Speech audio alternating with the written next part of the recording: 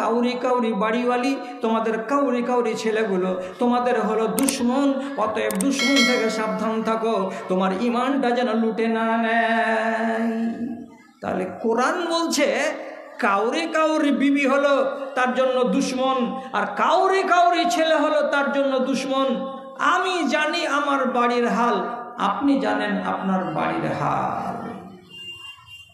ইবলিস শয়তান আপনাকে আপনার ইমানটাকে লুটে নেওয়ার জন্য দিন আর রাত তদবির চালাতে আছে। বুঝেন না? বুঝেন না? বলছে হ্যাঁ বুঝি। কতখানি বুঝেন? কতখানি বুঝেন?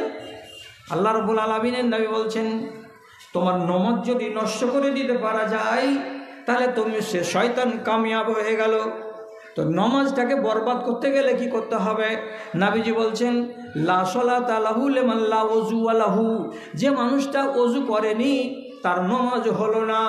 যেই মানুষটা ওযু হলো না সেই মানুষটার নমাজ হলো না। তা আপনি তো ওযু করলেন, তো ওযু করতে গিয়ে ওযু হলো না মানে কি? ভালো করে খেয়াল করবেন আমার কথার দিকে। একটা ইবলিসের চামচা আছে, বেটা আছে, একটা নেই হাজার হাজারটা আছে। ওই ছেলেটার নাম হলো ওয়ালহান, ছেলেটার নাম হলো ওয়ালহান। ওর কাজ হলো যত মুসল্লি মসজিদে গিয়ে নমাজ পড়তে গিয়ে যাবে, যে অজুখানায় বসে অজু করবে, এর অজুতে ভুল করা। কি ভুল? যদি বিসমিল্লাহ ছুটে যায়, লা ওযুয়া লিমান লাম ইয়াসুমিল্লাহ, কোনো মানুষ যদি বিসমিল্লাহ না বলে অজু বানাই তাহলে তার অজু হলো না। আর ওই অজুতে যদি নমাজ পড়ে নমাজ তার হলো না। তাহলে অজুর আগে কি করতে হবে? বিসমিল্লাহ পড়তে হবে। এবার আপনার পিছে লেগে আছে কে? আপনার জানি দুশ্মন, সেটা হলো ইবলিস শয়তান। ওর চামচাগুলোকে লাগিয়ে রেখেছে। এবার আপনি এলেন মসজিদে, তা আপনার ঢুকার সাথে সাথে দেখছেন জবেদ আলীও ঢুকে গেছে মসজিদে। তো অজুখানার পিঢ়ার উপরে বসে গেছেন, নল টিপতে যাচ্ছেন, তখন দেখা হলো। তো নল টিপতে গিয়ে এদিকে বেহুশ হয়ে খ্যাপার মতন করেছে, তুই দুদিন থেকে তোকে দেখিনি কেন, তুই কোন থেকে ছিলি? হ্যাঁ তোর আমি কত খেয়াল করছি, তোর না বাজারে দেখছি, না তোকে শ্রীপুর স্ট্যান্ডে দেখছি। দু তিনটা কথা কইতে কইতে নল ছেড়ে দিয়েছে আর হাত ধুয়ে উজু করতে শুরু করে দিয়েছে। ওরা বিসমিল্লাহ গায়েব, অজু হয়ে গেছে। এবার অজু হয়ে গেল, পানি ঝাড়া দিয়ে দিল সরম গায়ে, আর দেওয়ার পরে এবার নমাজে দাঁড়িয়ে গেল। বিনা বিসমিল্লাতে অজু করে দিয়ে যে ব্যক্তি নমাজে দাঁড়ালো তার তো অজুটাই হলো না। আর যার অজুটাই হলো না তার নমাজটা হলো, তো তার নামাজ হলো না। কাজ মেরে দিয়েছে কে? তো ইবলিস শয়তান।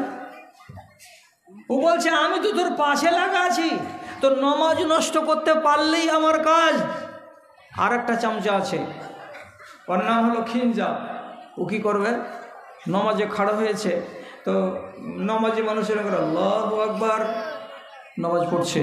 পড়তে পড়তে পড়তে পড়তে 4 রাকাত আসরের নামাজ পড়ার আগেই যখন ওর 3 রাকাত হয়েছে তখন মাথাতে কুলিয়ে গেল। কি আরে আনার মাঠে জমিখানে সাহার দেওয়া মনে হয় 12 দিন হলো, ধানের ভুঁয়ে যে সুখান দিতে হতো, আর সুখান দেওয়ার গল্প যেমনি মগজে এলো, সার কিনা আর পানি দেওয়ার হিসাব গড়বড়িয়ে যে 3 রাকাতেই বসে গেল আর সালাম কষে দিল, দিয়ে তারপরে বাড়ি আসছে। কয় রাকাত পড়াইলে আসরের নামাজ? তুই বলছিস 4 রাকাত, কিন্তু পড়েছো কয় রাকাত? 3 রাকাত। তোমার সত্যানাশ করে দিয়েছে কে? ইবলিশের বেটা। আসরের নামাজ 4 রাকাত পড়া দরকার ছিল, পড়ে নিয়েছো তুমি 3 রাকাত। আর দেওয়ার পরে মনে মনে বলছে যে আমি ঠিকঠাক কাজ করে এসেছি। না, ঠিক কাজ করে আসতে পারেননি আপনি। অতএব ইবলিশ শয়তান আপনাকে লুটে নিয়েছে। তাহলে ইবলিশের একগুলো চামচা এই কাজে লাগা আছে। কি হলো? 1 নম্বর শয়তান। এর থেকেই হিফাজতে থাকতে হবে আপনাকে। কি দিয়ে? তো নিজের দুয়াটিকে ঠিক রেখে। শতকরা 95টা লোক পিসাব যখন কটকটে চাপবে তখন দৌড়ে যাবে পিসাবখানায়, তার আগে যাবে না। আর তাড়াতাড়ি করে কাপড় উঠাতে বা বুটাম খুলতে গিয়ে বা দুয়ার খেয়াল শেষ, বিনা দুয়াতে বসে গেল, পিসাব করে চলে এলো। এই জায়গাতে যদি কোনো মানুষ বিনা দোয়াতে যায় আর বিনা দোয়াতে পিশাব করে বাড়ি আসে, তাহলে তার জন্য তো কিছু গুনাহ লেখা হয় আছেই, উপরন্তু ইবলিস তার উপরে চেপে ধরার সুযোগ পায়। এ কথাটাই সহিহ হাদিস থেকে সাব্যস্ত। এই জন্য নর আর নারীকে বলা হয়েছে নাপাক জায়গাতে ইবলিস শয়তান বেশি সুযোগ পায়। অতএব তোমরা নাপাক জায়গাতে ঢুকবার আগে দোয়া পড়ো আর পড়ে নিজের ঈমানকে বাঁচাও। আল্লাহুম্মা ইন্নী আউযু বিকা মিনাল খুবুসি ওয়াল খাবায়েসি।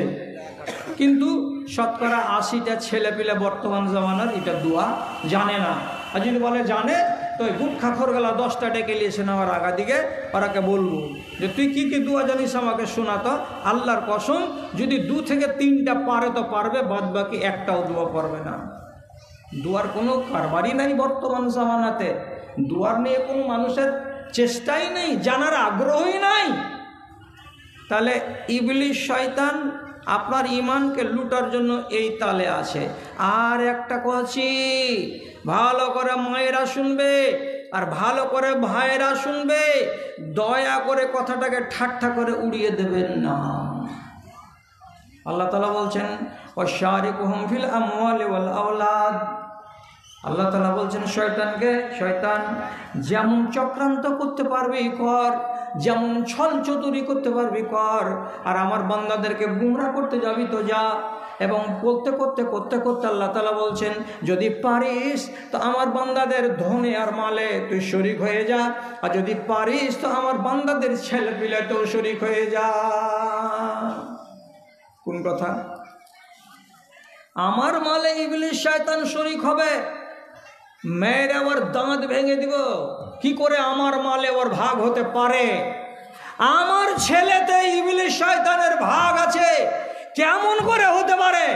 আমি আমার স্ত্রীর কাছে গমন করলাম, আমার স্ত্রী গর্ভবতী হলো, বাচ্চা হলো, আমার তো শয়তানের ভাগ কেমন করে হতে পারে? কি তর্জমায়?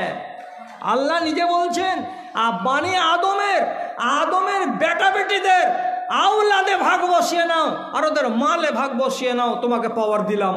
ওরা যদি মুমিন হয়ে বাঁচতে চায় তো নিজের আওলাদে ভাগ বসাতে দিবে না, আর নিজের মালে তোকে ভাগ বসাতে দিবে না। ওই যে মৌলী সাহেব আগে বুঝিয়ে দাও ছেলেতে ভাগ কেমন করে ইবলিসের হয়। আচ্ছা কেমন করে হয়?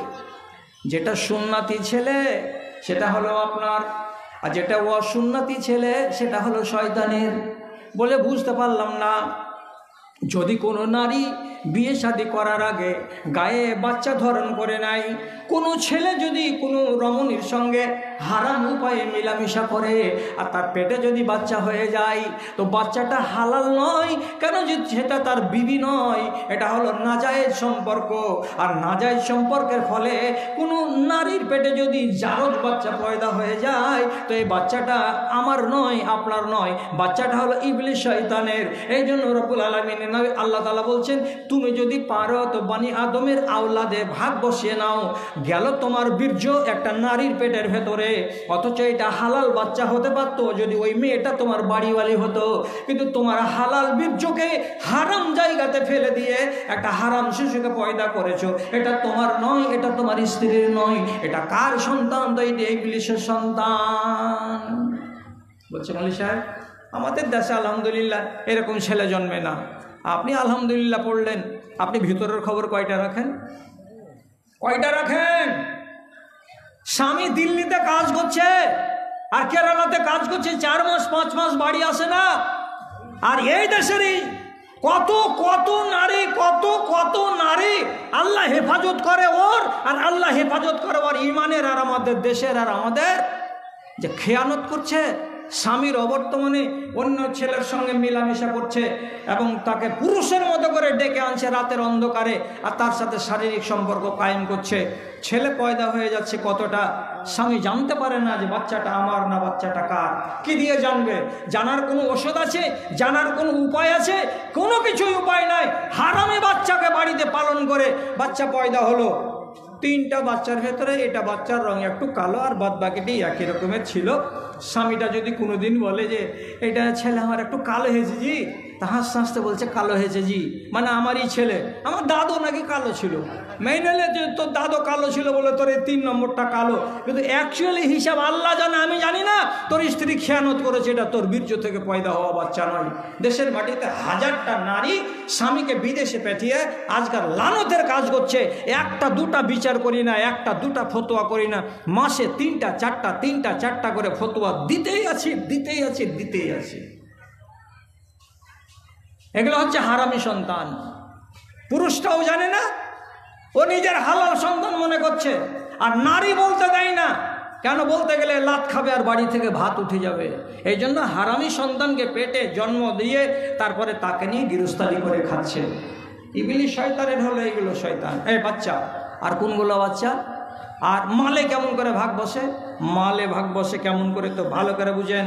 বিষ লাগতে পারে, পিছন দিকে হাত দিয়ে চুলকাতে শুরু করবেন, বলবি এগুলো আওয়াজ করিও না, না তো মজলিস খালি করে দিব 5 মিনিটে। বাস্তব কথা বলছি আপনাকে। জমিন কার? জমিন আল্লাহর। চ্যালেঞ্জ, গ্যারেন্টি আল্লাহর কোরআন দিচ্ছে। আজ জমিন হলো আমার, তোমার জমিন নয়।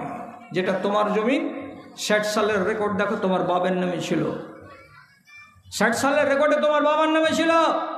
আবার ওই 60 সালের রেকর্ডে তুমি দেখো, তোমার বাপের জমিটা এসেছিল তোমার দাদার কাছ থেকে। ও রেকর্ড কাটিয়ে তোমার বাপ করেছিল নিজের নামে, আর তারপরে তুমি করেছো রেকর্ড।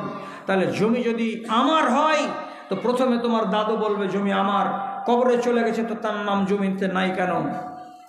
তোমার বাবা বলছিল জমি আমার, তোমার বাপের যদি জমি হলো তো কবরে চলে যাওয়ার পরে তার নামে জমি নাই কেন? তোমার নামে আজকে জমি আছে, কালকে কবরে যাও তোমার বাচ্চারা রেকর্ড কাটিয়ে নিজের নামে করে নেবে। তাহলে তোমার বাবারও জমি নয়, তোমারও জমি নয়, তাহলে জমিটা কার? আল্লাহ রাব্বুল আলামিন পরিষ্কার ভাষাতে বলছেন, ইন্নাল আরজা ইয়ারসুহা মান ইয়াশাউ মিন ইবাদি, ইন্নাল আরজা লিল্লাহি, সমস্ত জমিন হলো আল্লাহর, সমস্ত জমিনের মালিক হলেন আল্লাহ। তাহলে আল্লাহর জমিন। অতএব এই যে আঁধারুর মাঠে আর এই বটতলার মাঠে যত জমি আছে সব জমি আল্লাহর। ভুট্টা লাগালেন, 1 বিঘা জমিতে 20 কুইন্টাল ভুট্টা পেয়েছেন। পহিলা নম্বর কাজ হলো জমির মালিককে আগে ভাগটা দিয়ে দেন। কত লিবাজি আল্লাহ? ওই বেশি নেব না, 20 মনে 1 মন, 20 মনে 1 মন, 20 মনে 1 মন আমার, বাদ বাকি 19 মন তোমার। বলছে আমি যে বরিনে সেচ দিয়েছি, ওই যে 19 মন থেকে হিসাব লাগাও। আমি যে পরের জমি করেছি, ওই যে ওখান থেকে হিসাব লাগাও। 1 মন আগে আমার জমি থেকে উৎপন্ন হয়েছে, 20 মনে 1 মন আমাকে আগে দিয়ে দাও, এটা আমার। বন্ধু, এই সিজনে এই মাঠটাতে এত জয়া ধান হয়, এক একটা মানুষের বাড়িতে 250 মন করে 300 মন করে জয়া ধান উঠে। যদি আপনার বাড়িতে জয়া ধানগুলো 100 মন উঠে কিংবা 100 কুইন্টাল যদি উঠে, আল্লাহর কসমকে বলছি 5 কুইন্টাল ধান হলো আল্লাহর। এর জন্য আল্লাহর একটা কুঠি আপনাকে বানাতে হবে, ওই কুঠিতে আল্লাহর ধান জমা থাকবে। এগুলো আল্লাহ রাব্বুল আলামিন আসমানে টেনে নেবেন না, ডেকে নিয়ে পাঠাবেন না। আল্লাহর মাল কারা নেবে? তো মাদ্রাসাওয়ালারা নেবে, ইয়াতিমখানারা নেবে, হিজুল কোরআন মাদ্রাসাওয়ালারা নেবে, বেওয়ারা নেবে, ইয়াতিমেরা নেবে, গরিবেরা নেবে, দুঃখীরা নেবে। এদেরকে দিয়ে দিতে হবে। আল্লাহ রাব্বুল আলামিন নিজের বাড়ি নিয়ে যাবেন না। এবার আপনি বড় নমাজি মানুষ, বড়টা নমাজি, বাড়ি কোথায়? তো বটতলা। কয় মন ধান বেড়েছেন? 250 মন বেড়েছেন। 250 মন ধান বেড়েছেন, তাহলে আপনার কয় মন ধান আসা উচিত ছিল আল্লাহর নামে? বলছে 12.5 মন। 12.5 মন ধান আপনি বের করেছেন। তো বলছে গোলতে একটা কুঠি আছে, কুঠি ভর্তি করে দিয়েছি। কুঠিটাতে কতটি আঁটবে? বলছে 45 কেজি। বাকি ধানটি কোথায়?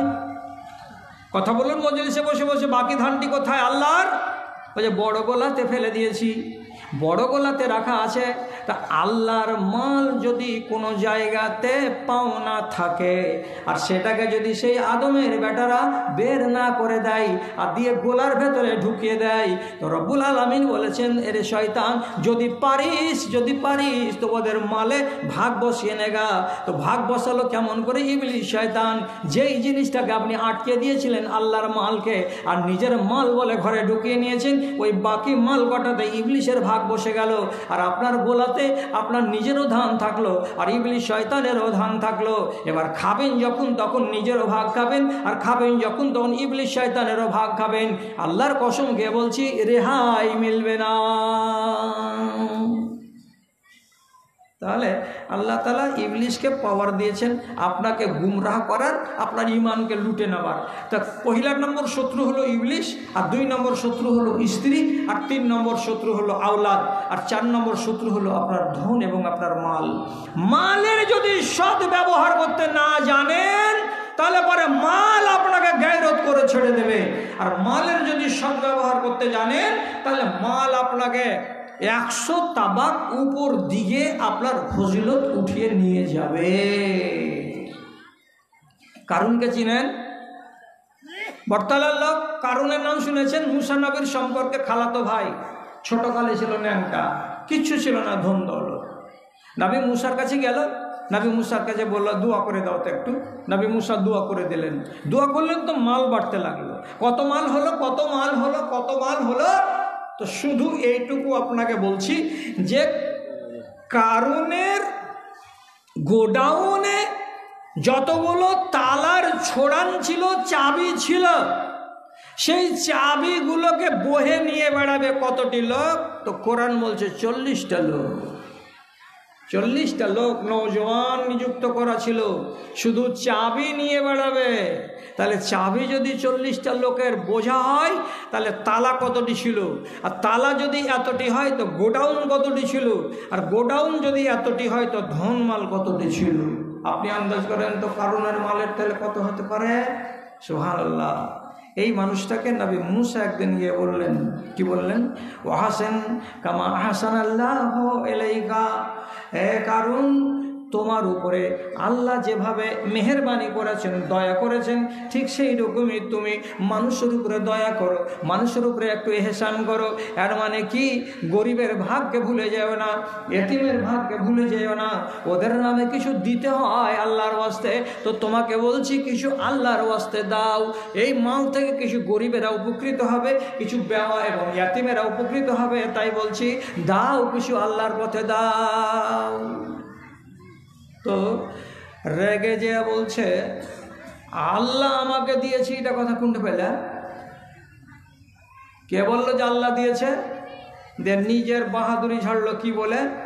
উতিতুহু আলা ইলমিন, আমি এমন একটা বিদ্যা জানতাম, সেই মন্ত্র পড়ে সেই বিদ্যা দ্বারাই আমি মাল উপার্জন করেছি।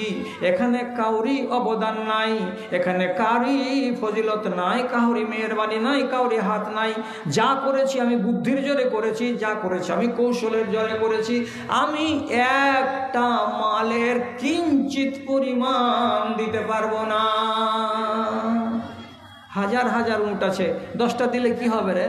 হাজার হাজার ছাগল আছে, 10টা ছাগল দিয়ে দিলে কি হবে রে? কিছুই তো হবে না। বলছে একটা ছাগল দেব না, একটা উট দিব না। দিলই না, দিলই না, দিলই না। আল্লাহ তাআলা বলছেন এই মাল তোর তকদিরকে খারাপ করেই ছাড়বে।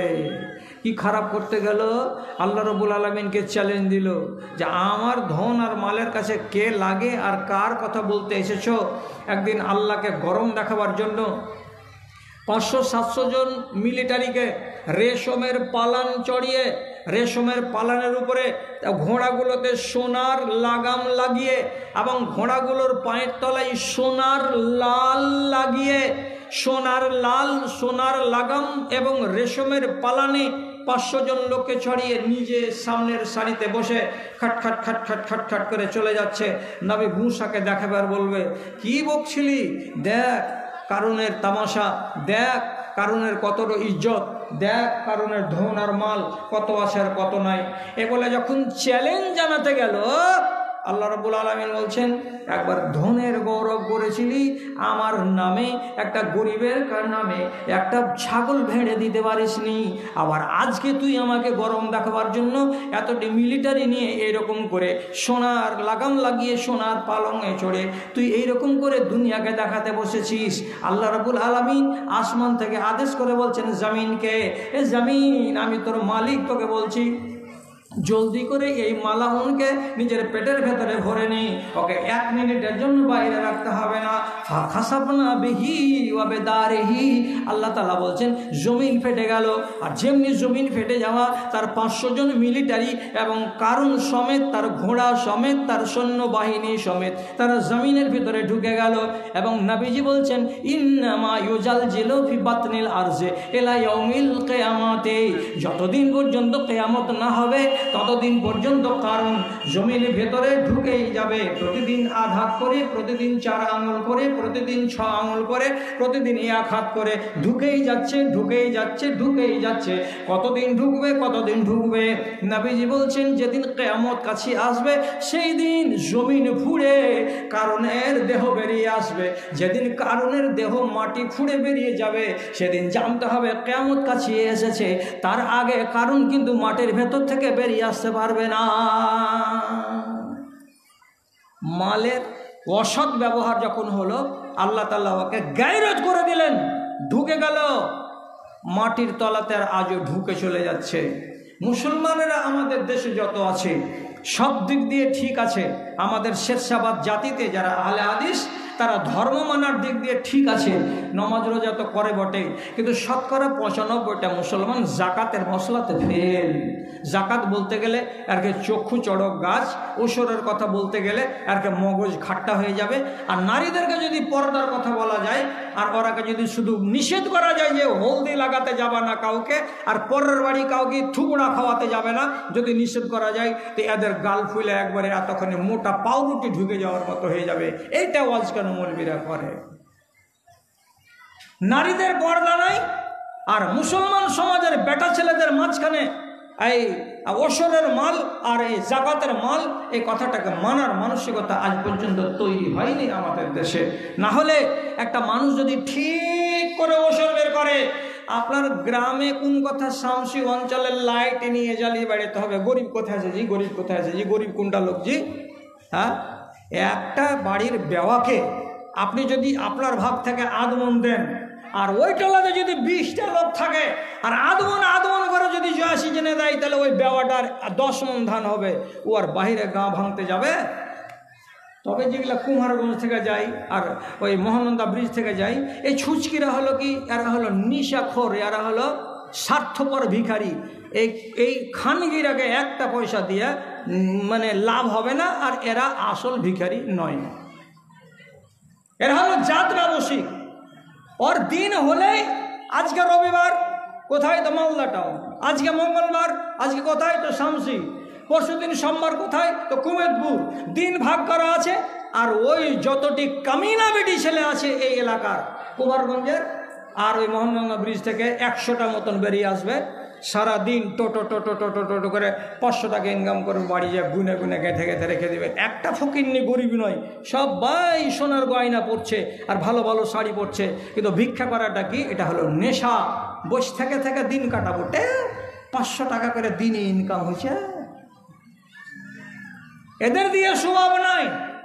আর যে চাইতে জানে না, আপনার মুখের দিকে তাকিয়ে আছে, তো আপনি ওই মুখখানাকে পড়তে জানেন না বলে আপনি ওকে 5 টাকা দিয়ে সবুর করে নিচ্ছেন, অথচ ওইটা আপনার গ্রামের ওর হকদার।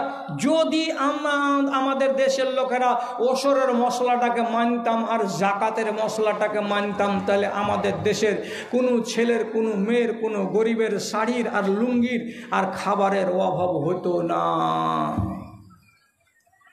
এ মজলিসে কত বেটি ছেলে আছে, আর 10 ভরি চাঁদের গয়না আছে বাড়িতে, জাকাত দেয়।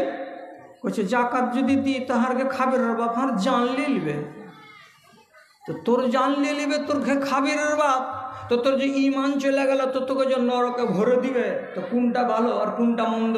খাবের বাপ ভালো না তোর জাকাতটা বের করে দেওয়া ভালো? জাকাত বের করতে রাজি নয়, অথচ 595 গ্রাম যদি চাঁদি থাকে কোনো নারীর কাছে, আর যদি জাকাত না দেয়, কিয়ামতের দিন তোর ঘাড়ে ছাগল হয়ে, ভেড়া হয়ে, বকরি হয়ে, গরু হয়ে চড়ে থাকবে আর হাম্বা হাম্বা করে চেঁচাবে। অতক্ষণ পর্যন্ত ছাড়বে না যতক্ষণ জাহান্নামে তোকে না ভরবে, ততক্ষণ ঘাট থেকে নামবে না। ফুটানি করছ, সোনা পেয়ে আর চাঁদি পেয়ে যে আমার চাঁদির আর সোনার কোনো জাকাত লাগবে না?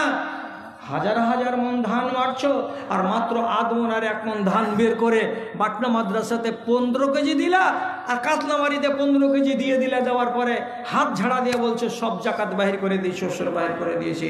তৈরি থাকো, আছিলা রেয়ালা আল্লাহ তাআলা তৈরি করে রেখেছেন এই সমস্ত জাকাত খোরের ঘে আর অসুর খোরের ঘের জন্য। কেন? এটা পোকা লাগাই ইমান নিয়ে কেন বেঁচে থাকবেন দুনিয়াতে? ভাই, আমি যে কথাগুলো বলতে যাচ্ছি হজম করতে পারবেন? আব্দুল্লাহ, সাহাল বিন আব্দুল্লাহ বলে এক তাবেঈ, ওর মা আর ওর 2 ভাই ওর নামে কেস করলো আব্দুল্লাহ বিন মুবারাকের কাছে। একটা বড় আলেমে দিন আব্দুল্লাহ বিন মুবারাকের কাছে কেস করে যে বলছে, মাওলানাজি একটু বিচার করে দেন, ঠিক করে। কি হয়েছে বাবা? বলছে আমার বেটা সাহাল বিন আব্দুল্লাহ কিছু টাকা পয়সা জমা রাখলো না, সব সাদগা করে দিল, খায়রাত করে দিল, গরিব আর ফকিরকে দেখে সব দান করে করে বাড়িকে ফাঁকা করে দিল। ও আকশা আলাইহিমুল ফাকরা, আমাদের ভয় হচ্ছে যে আমার এই ছেলেটা ফকির হয়ে যাবে, আমার বাচ্চাটা গরিব হয়ে যাবে, তার কাছে ধন মাল কিছু থাকবে না। কেন যে ধন মাল কিছুই রাখে না, সব আল্লাহর পথে খরচ করে দেয়, খরচ করে দেয়, খরচ করে দেয়। আপনি একটু বুঝান ছেলেটাকে যাতে আপনার কথাতে সাবধান হয়ে যায় আর মালগুলোকে বরবাদ না করে দেয়। বলছে তোমার ছেলেকে এনেছো সাথে? বলছে না আনিনি, কালকে নিয়ে আসবেন ছেলেটাকে সাথে করে। তারপরের দিন সাহাল বিন আব্দুল্লাহকে সাথে করে ওর মা আর ওর 2 ভাই এসেছে মাওলানা আব্দুল্লাহ বিন মুবারাকের কাছে। আচ্ছা, তখন বলছে এইটা ছেলে, এই ছেলের জন্য আমরা আপনার কাছে কেস করেছিলাম। তো ছেলে তাজ্জব বনে যা বলছে, কি ব্যাপার মা? বলছে তোমার বিরুদ্ধে কেস করেছি মাওলানার কাছে বিচার নিব বলে। তখন ছেলে বলছে, ওস্তাদজি আমার মা আপনার কাছে কি কেস করেছে? তো বলছে বাবা তোমার মা আর তোমার 2 ভাই তোমার বিরুদ্ধে কেস করেছে এই যে তুমি তোমার বাড়ির টাকা পয়সা, চাল, ধান, গম, আটা কিছুই রাখতে চাইছো না, সব গরিব দুঃখীকে সবকে বন্টন করে দিচ্ছ। তো তুমি কি নিজে ফকির হয়ে যাবে নাকি? এরকম কেন অভ্যাস তোমার? আরে দান করতে মানা নাই, করো। খায়রাত করতে নিষেধ করিনি, করো, কিন্তু এইরকম কেন? তখন সাহাল বিন আব্দুল্লাহ বলছে, মাওলানা আপনি পড়াশোনা মানুষ, আলেমে দিন, আপনাকে তো বুঝাতে আমি পারবো না, তবে একটা কথা বলছি, যদি আমার কথাটা ঠিক হয় তাহলে তো ঠিক আছে, আর আমার কথা যদি ভুল হয় তাহলে আমি ঘুরিয়ে নিব, ফিরিয়ে নিব আপনার কাছ থেকে। কি বাবা, কি কথা বলবে? তখন এই বলছে, লাউ আন্না রাজুলান ইশতারা যায়আতান বিরুস্তাকা, এখানে হলো মদিনায় বাড়ি, আর এখান থেকে 200-300 মাইল পূর্ব দিকে সৌদি আরবের বর্ডারে একটা শহরের নাম হলো রুস্তাক শহর। তো লোকটা বলছে, সাহাল বিন আব্দুল্লাহ বলছে, একটা মানুষ যদি মদিনাতে বাস করছিল, এবার ও মদিনাকে ছেড়ে দিয়ে রুস্তাক শহরে পালিয়ে যাবে। তো রুস্তাক শহরে যদি পালিয়ে যায়, তো আপনি বলুন তো মদিনাতে তার মালগুলো যে আছে এগুলো রেখে দিয়ে চলে যাবে না এই মালগুলোকে ওখানে নিয়ে যাবে? বলেন তো ঠিক করে। আমার বাড়ি বটতলা, আমি পালিয়ে যাব শামসি, তাহলে বটতলাতে আমার বাড়ি ঘরের মাল ধনগুলো ফেলে দিয়ে খালি হাত চলে যাব না, মালগুলো আমি শামসি নিয়ে যাব? বলুন তো ঠিক করে। তখন আব্দুল্লাহ বিন মুবারক বলছেন, বাবা তুমি যখন মদিনা থেকে তোমার বাড়িকে হস্তান্তর করবে, নিয়ে চলে যাবে রুস্তাক শহরে, তো তাহলে তোমার বাড়ির খাট খাটলা চেয়ার আসবাবপত্র যত আছে সব তুমি নিয়ে চলে যাবে রুস্তাক শহরে? তখন বলছে, বাগে পেয়েছি ওস্তাদজি আপনাকে। হ্যাঁ, আমার যদি মদিনার অস্থায়ী বাড়ি থেকে আমি ওইখানকার বাড়িতে যাওয়ার কালে আমার সামানগুলোকে সব এইখান থেকে ওইখানে যদি হস্তান্তর করতে পারি, তাহলে ভালো করে বুঝুন দুনিয়াটা আমার বাড়ি নয়, আখেরাতটাই হলো আমার বাড়ি। অতএব দুনিয়াতে আমি আমার মালগুলোকে জমা রেখে দিয়ে আমি যাব না, আমার মালগুলোকে আমার আখেরাতের বাড়িতে ট্রান্সফার করে দিয়ে চলে যাব। এর মানেটা কি? আমার এখন 200টা দিরহাম আছে, আমি দিরহামটিকে ওই বাড়িতে ট্রান্সফার করে দেব। কেমন করে ট্রান্সফার করবে? বলছে গরিবকে আমি দিয়ে দেব, এই টাকাটা আমার জমা থাকবে, কিয়ামতের দিন আল্লাহ আমাকে এর বদলা দেবেন। আমার বাড়িতে একটা ছপের খাট আছে, আমি ছপের খাটখানা কোনো একটা বেওয়াকে, কোনো একটা ইয়াতিমকে আমি দিয়ে দেব। এই খাটখানা যদি ওকে দিয়ে দিই তো আমার মালিকানা থেকে বেরিয়ে গেল, আর মালিকানা থেকে যদি বেরিয়ে যায় তো এই বদলাটা কিয়ামতের দিন আমি আল্লাহর কাছে পাবো। এর মানে হলো এই, আমি আমার সামানগুলোকে আমার দুনিয়ার জীবন থেকে আমার আখেরাতের জীবনে পাঠিয়ে দিচ্ছি, এটা আমি ভুল কাজ করি না। যেমনই এই যুক্তিটা পেশ করা, আব্দুল্লাহ বিন মুবারক বলছেন তার মাকে ডেকে, ও খালাজান, খালাজান, আপনার বেটা হলো বুদ্ধিমান ছেলে, এমন ছেলেকে আমি বোঝাতে পারবো না। মাল যদি সে নিজের মাল যদি নিজের সে দান করে দেয়, তাকে আটকানো যাবে না। তার রুজি রুটির ব্যবস্থা তাকে আল্লাহ তাআলা দিয়েছেন, কোথা থেকে সে পাবে সে নিজেই বুঝবে, আর কেমন করে মাল খরচ করবে সে নিজেই বুঝবে। আমি ওকে বাধা দিতে যাব না, আমি ওকে নিষেধ করতে পারবো না। ভাইরা আর মা ওখান থেকে খালি হাত করে চলে এলো। আর সাহাল ইবনে আব্দুল্লাহ বলছেন, আমি যেভাবে খরচ করছিলাম ওভাবেই খরচ করতে থেকে যাব, আমাকে কেউ নিষেধ করতে আসিও না। কেমন চালাকটা, কেমন হিসাবটা কেমন করে রেখেছে। মালকে আমি জমিয়ে রেখে আমার হিসাবটাকে ভারী করব না। তাহলে শেষ করি কথা, একটা কথা বলে, একটা হাদিস বলে। নবী করিম সাল্লাল্লাহু আলাইহি ওয়াসাল্লাম বলছেন, আদমের বেটারা দুটো জিনিসকে অপছন্দ করে। আদমের বেটা বেটিরা দুটো জিনিসকে অপছন্দ করে। কি কি দুটো জিনিস? এক নম্বরে হচ্ছে আল মউত, মউতকে অপছন্দ করে লোকেরা। অথচ নবীজি বলছেন, আল মাউতু খায়রুন ইনদাল ফিতনাতে, যেই যুগে ফিতনা বেড়ে যাবে গ্রামে, টোলাতে, পাড়াতে, দেশে, এলাকায়, সেই যুগে তোমার মরে যাও ভালো হবে তোমার বেঁচে থাকার চাইতে। অথচ মানুষেরা মউতকে ভালোবাসে না। এক। আর দুই নম্বর কি? কিল্লাতুল মাল। কোনো মানুষের যদি ধন কম হয়, কোনো মানুষের যদি মাল কম হয়, তো এটাকে সে পছন্দ করে না। এর মানেটা কি? আল্লাহ আমাকে ধন দাও, আল্লাহ আমাকে টাকা দাও, আল্লাহ আমাকে জমি দাও, আল্লাহ আমাকে পয়সাওয়ালা বানাও। যত বানি আদম আছে, যত আদমের বেটা বেটি আছে, সবারই মন হলো আমি ধনী হব, আমি কোটিপতি হব, আমি মালদার হব, মাল চাই, মাল চাই, মাল চাই, এটাই পছন্দ করে। এরা কম মালে খুশি থাকতে চায় না, এরা কম মালকে পছন্দ করে না। অথচ নবীজি কি বলছেন? ওয়া আম্মাল কালিলুল মাল আকাল্লুল হিসাবে, তোমার মাল যদি কম হয় রে আদমের বেটারা, তো তোমার কিয়ামতের দিন এটা সহজ হলো কি? হিসাবের দিক দিয়ে তোমার হিসাবটা হালকা হবে, কম হবে, তাড়াতাড়ি হিসাব দিতে পারবে। আর ধন যদি বেশি হয়ে যায় তোমার হিসাবটা লম্বা হবে, তোমার কাল ঘাম ছুটে যাবে এবং তোমাকে অনেক অনেক যন্ত্রণা পোহাতে হবে হাসরের ময়দানে। কাজে বেশি বেশি মালের ভাবনা ভাবিও না, কম মাল যদি থাকে তো তাতেই সন্তুষ্টি প্রকাশ করো। বন্ধুরা, ঘড়িতে কটা বাজছে? ঘড়িতে বাজছে এখন 12টা। এর মানে 1 ঘন্টা 20 মিনিট আপনার কথা শোনা হয়ে গেল। এর ভিতরে কতখানি নিজেকে স্বাবলম্বী করতে পারলাম, আর আগামী যে কটা দিন বাঁচব সেই কটা দিন আমি আমার শত্রুদের থেকে কতখানি নিজেকে নিরাপদে রাখবো আর রাখতে পারবো, এ বিষয়ে আপনাকে সজাগ থাকতে হবে। আপনার ঈমান, আপনার আহলিয়া, আপনার স্ত্রী কোনো কৌশলে যেন ড্যামেজ করতে না পারে। আপনার ঈমান, আপনার ছেলে আর মেয়ে কোনো কৌশলে যাতে করে খেয়ে নিতে না পারে। আপনি মালের এমন অসৎ ব্যবহার করবেন না যাতে করে আল্লাহ তাআলার কাছে আপনি ধরা খাবেন, আর ধরা খেয়ে আপনি নিজের আখেরাতকে বরবাদ করবেন। এখান থেকেও সাবধান থাকবেন। আর আপনি ইবলিশ শয়তান থেকে সদা সতর্ক থাকবেন। তার জন্য দিনে আর রাতে যখন তখন মাঝে মধ্যে 2টা কথাকে